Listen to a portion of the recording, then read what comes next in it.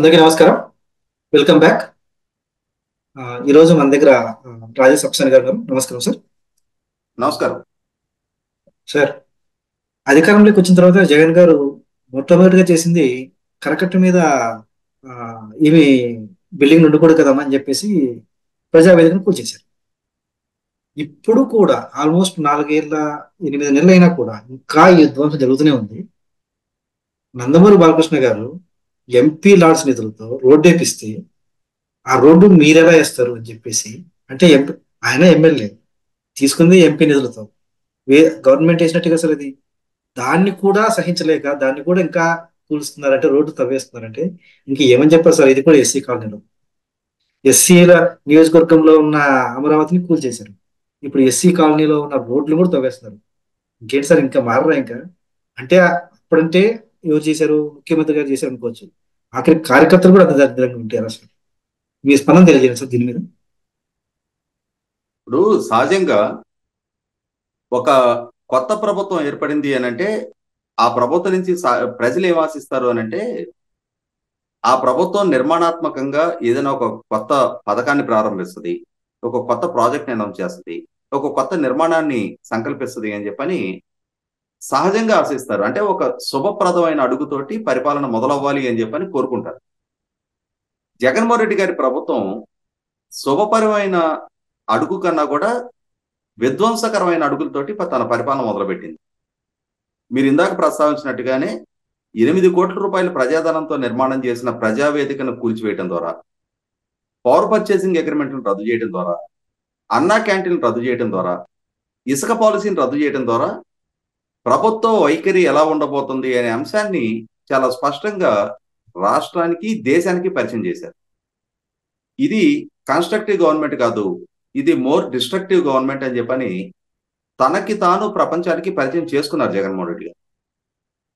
సహజంగా పెట్టుబడిదారులను ఆకర్షించడం కోసం రాష్ట్రాల మధ్య పోటీలు నెలకొల్పబడుతున్న సందర్భంలో, ఒక ఆరోగ్యకరమైన పోటీ వాతావరణం నెలకొనున్న సందర్భంలో, మా దగ్గర మీ పెట్టుబడులు కనుక పెట్టిన పక్షంలో మీకు మెరుగైన ఆఫర్స్ ఇస్తాము, రాయితీలు ఇస్తాము, ఫెసిలిటేషన్ కల్పిస్తాము, పరిపాలనా పరంగా మీకు కావాల్సిన సౌకర్యాలు ఏర్పాటు చేస్తాము అని చెప్పని ఇవాళ ప్రభుత్వాల వైపు నుంచి పెట్టుబడిదారులను ఆకర్షించడానికి పోటీ పడే నేపథ్యంలో జగన్మోహన్ రెడ్డి గారు రాష్ట్రంలో పెట్టిన పెట్టుబడిదారుల్ని తరిమేసే కార్యక్రమాలు మొదలు పెట్టుకోవడం ద్వారా రాష్ట్ర పురోగమ పురోగు రాష్ట్ర పురోగతిని విధ్వంసం చేశారు. ఇవాళ జగన్మోహన్ రెడ్డి గారు ఏ విధానాన్ని అయితే ఎంచుకున్నారో ఆయన అనుయాయులు, వారి నాయకులు, వారి శ్రేణులు అంతకన్నా మరింత ఘోరమైన విధ్వంసకర విధానాన్ని అమలుపరుస్తా ఉన్నారు.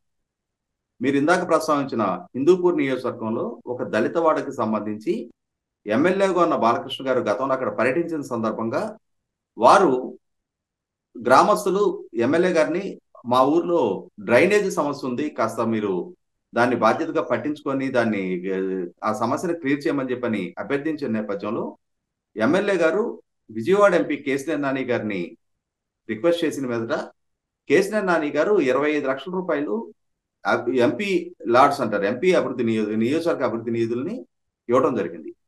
దాంట్లో 19 లక్షల రూపాయలతోటి డ్రైన్ల నిర్మాణం పూర్తయింది. ఆ పూర్తయిన తర్వాత ఇంకొక 6 లక్షల రూపాయలు మిగిలిన దృష్ట్యా ఆ 6 లక్షల రూపాయలతోటి ఎంతవరకు వస్తే అంతవరకు ఆ దళితవాడలో ఒక సీసీ రోడ్డు ఏర్పాటు చేయడానికి నిర్ణయం తీసుకున్నారు. చిన్న సవరణ సార్. ఎంపీ కేసినేని గారు కాదు, ఎంపీ రాజ్యసభ ఎంపీ కనకమేడల రవీంద్రబాబు గారు నిధులు సమకూర్చాలనుకుంటున్నారు. ఓకే, కనకమేడల రవీంద్ర కుమార్ గారు, నేనే పొరపాటు పడ్డాను. కనకమేడల రవీంద్ర కుమార్ గారు ఇచ్చిన ఎంపీ అభివృద్ధి నిధులతోటి అక్కడ డ్రైనేజ్ పనులు పూర్తయిన తర్వాత మిగిలిన 6 లక్షల రూపాయలతోటి 6 లక్షల రూపాయలకి ఎంత దూరం వస్తే అంత దూరం ఒక దళితవాడలో సీసీ రోడ్డు ఫార్మేషన్ కోసం అనుమతి ఇవ్వడం జరిగింది.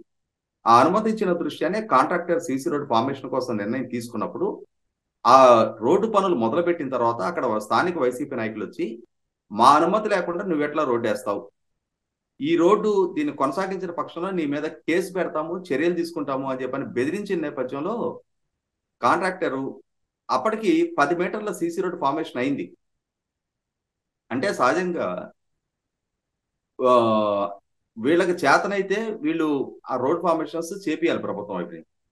ఇవాళ ప్రభుత్వం వైపు నుంచి రోడ్డు వేయకుండా మట్టి రోడ్డు ఉండబట్టే కదా రోడ్డు అక్కడ వేస్తుంది. అక్కడ గ్రామస్తులకి ఫెసిలిటేషన్ కదా కల్పిస్తుంది.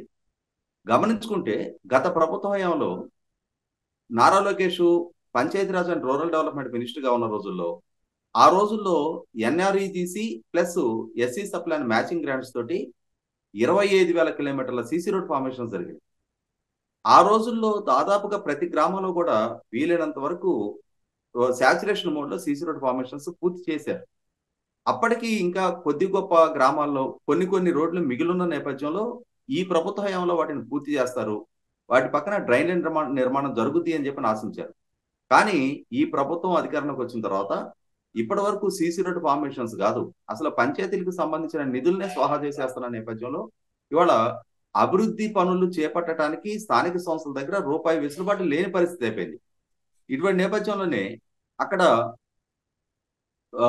ఎమ్మెల్యేగా ఉన్న బాలకృష్ణ గారిని ప్రజలు అభ్యర్థించడం, వారు పూనుకొని ఎంపీ గారి నియోజకవర్గ అభివృద్ధి నిధుల్ని రప్పించడం, ఆ రప్పించిన వాటితో అక్కడ డ్రైన్ల నిర్మాణం పూర్తి చేసి సీసీ రోడ్ ఫార్మేషన్ కి పూనుకుంటే దానికి ప్రతిబంధకాలు కల్పించి కాంట్రాక్టర్ని బెదిరించి చివరికి రోడ్డు ఫామ్ చేయాల్సిన కాంట్రాక్టర్ చేతే జేసీబీ తోటి ఆ వేసిన రోడ్డుని తవ్వించేసిన పరిస్థితి చూస్తే ఎంత విధ్వంసకర వినాశకర నిర్ణయాలు తీసుగా ఈ ప్రభుత్వం, ఈ పరిపాలన, వారి శ్రేణులు అంటే ప్రజలకి ఎటువంటి ఫెసిలిటేషన్ కల్పిస్తున్నారనేది అర్థమవుతుంది. మీరు గతంలో ఒకసారి గుర్తు చేసుకుంటే అమరావతి రాజధాని పనుల విధ్వంసానికి పూనుకున్న జగన్మోహన్ రెడ్డి గారు ఆయన హయాంలో రాజధానికి సంబంధించిన పనులని పురోగతి లేకుండా చేయడమే కాకుండా గత ప్రభుత్వ హయాంలో జరిగిన రోడ్ ఫార్మేషన్స్ కూడా ఈ ప్రభుత్వ హయాంలో వైసీపీ శ్రేణులు రాత్రిపూట ఆ రోడ్లను తవ్వేసుకొని ఆ రోడ్లకి వాడిన మెటీరియల్ ని వాళ్ళు తోలుకొని వెళ్ళిపోయిన తీరు చూసాం. దాన్ని సమర్థించుకుంటే పోలీసు అధికారులు కూడా వాళ్ళ గ్రామాల్లో రోడ్లు గుంతలమయం అయి ఉన్నాయి కాబట్టి ఈ మెటీరియల్ తీసుకెళ్లి అక్కడ గోతులు పూడ్చుకున్నారు అని చెప్పని, అంటే వాళ్ళ గ్రామాల్లో రోడ్లు గుంతలు పడితే ప్రభుత్వం చేత గ్రాంట్ తెప్పించుకొని ఆ రోడ్లు వేసుకోవాలి. అంతేగాని ఆల్రెడీ ఒక దగ్గర వేసిన రోడ్లని తవ్వేసి ఆ మెటీరియల్ తీసుకెళ్లి ఇంకొక దగ్గర రోడ్ ఫార్మేషన్ చేసుకుంటారా? దాన్ని అధికారులు సమర్థిస్తారా? ఎటువంటి విధానాలు అవలంబిస్తా ఉన్నారు? ఎటువంటి పరిపాలన తీరు ఎంచుకుంటా ఉన్నారు? ఎటువంటి సందేశం ఇవాళ రాష్ట్రానికి దేశానికి ఇస్తా ఉన్నారు? 100కి 100 పాళ్ళు ఇవాళ దళిత వాడల పట్ల ప్రదర్శించిన వివక్షకి పరాకాష్ఠగానే నిన్న హిందూపూర్ నియోజకవర్గంలో ఆ రోడ్డు తవ్వేసిన సంఘటన చూడాలి మనం. ఖచ్చితంగా ఇవాళ జగన్మోహన్ రెడ్డి గారి ప్రభుత్వ హయాంలో మైక్ దొరికిన ప్రతి సందర్భంలో ఆయన నా ఎస్సీలు, నా ఎస్టీలు, నా బీసీలు, నా మైనార్టీలు అని చెప్పడమే తప్ప వాస్తవ రూపంగా చూస్తే ఆయా వర్గాల పట్ల ఆయనకి ఎంతటి చిత్తశుద్ధి ఉంది, ఎంతటి అభిమానం ఉంది, వాళ్ళ ఆత్మగౌరవాన్ని కాపాడటంలో ఎంతటి కమిట్మెంట్ ఉంది అనేది ఇవాళ పార్టీకి సంబంధించిన శాసనసభ్యులే విరివిగా మీడియాలోకి వచ్చి చెప్తా ఉన్నారు.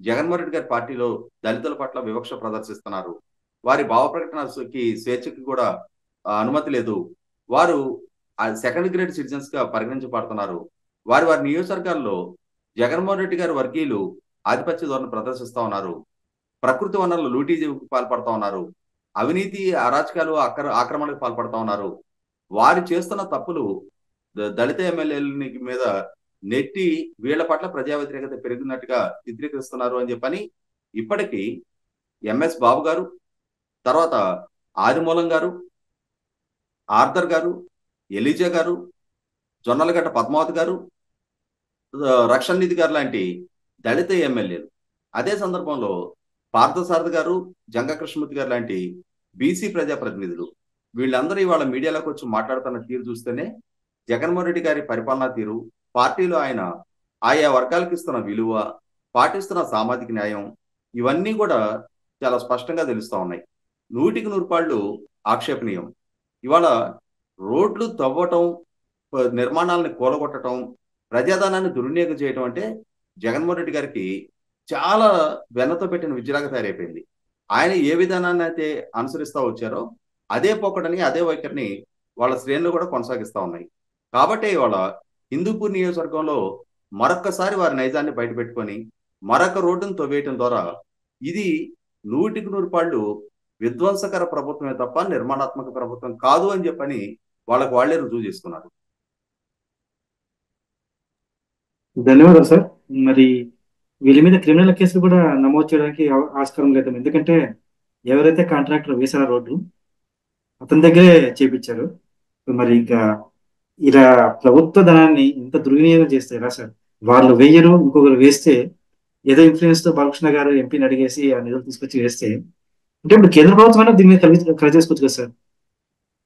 గతంలోనే దెందులూరు నియోజకవర్గంలో రోడ్లు గుంతలు పడి ఉంటే ప్రజలకు ఇబ్బందికరంగా ఉంటుంది అని చెప్పని చింతమనేని ప్రభాకర్ గారు వారి సొంత నిధులతో అక్కడ ప్యాచ్ వర్క్ కొనుక్కుంటే ఆయన మీద దాడికి యత్నించిన తీరు చూసాం మనం. కాదు సార్, ఇది కేంద్ర ప్రభుత్వం నిధులు కదా సార్, ఎంపీ ల్యాడ్స్ అంటే. సో ఆయన కూడా ఏం చర్యలు తీసుకున్నారు కదా? ఎవరు? ఇది ఎంపీ నిధులు కదా సార్, ఇవి కేంద్ర ప్రభుత్వ నిధులు కదా. ఆయన కూడా దీని మీద అంటే చర్యలు తీసుకోవడానికి కదా. కేంద్ర ప్రభుత్వ వైఖరి ఎట్లా ఉంది అని అంటే 2020-21 ఆర్థిక సంవత్సరానికి సంబంధించి 48,000 కోట్ల రూపాయలు ట్రెజరీ బిల్స్ లేకుండా ఖర్చు పెట్టారు అని చెప్పని కేంద్ర ఆర్థిక శాఖ రాష్ట్ర ప్రభుత్వానికి స్వయంగా లేఖ రాసి కాగ్ రిపోర్ట్ లో 4 లక్షల కోట్ల రూపాయల ట్రాన్సాక్షన్స్ ని రెగ్యులరైజ్ చేయాలి అని చెప్పని కాగ్ రిపోర్ట్ ఎత్తి చూపినా కూడా, అంటే లక్షల కోట్ల రూపాయల ట్రాన్సాక్షన్స్ ఇర్రెగ్యులర్ గా ఉన్నాయి, 48,000 కోట్ల రూపాయల ఖర్చుకు సంబంధించి ట్రెజరీ బిల్స్ లేవు అని చెప్పని అంతటి భారీ ఉల్లంఘనల పట్లే కేంద్ర ప్రభుత్వం చాలా ఉదాసీనంగా మినగుడిపోయింది. మరి జగన్మోహన్ రెడ్డి గారి పట్ల అంతటి ఆపేక్ష, ఆప్యాయత, అనురాగం ఎందుకు ప్రదర్శిస్తున్నారో కేంద్ర పెద్దలు వాళ్లే ప్రజలకు వివరించి చెప్పాల్సిన అవసరం ఉంది. అటువంటిది ఇక్కడేదో ఒక మారుమూల గ్రామంలో ఒక 6 లక్షల రూపాయలకు సంబంధించిన నిధుల దుర్వినియోగానికి సంబంధించి కేంద్ర ప్రభుత్వం చర్యలు తీసుకుంటుంది అని చెప్పని మనం ఆశించిన అది 100% అత్యాశగానే పరిగణించాలి మనం. చూద్దాం సార్, ఇంకా ఇది ఇంతకాలం ఇంత దారుణాలు ఇంకా ఇంక 3 నెలలు ఉంది. ఈ సమయంలో కూడా ఇలా కూల్చడం చేస్తున్నారంటే ఇంకా ప్రజలే చూసుకోవాలి ఇంక వీరి గురించి. ధన్యవాదాలు సార్.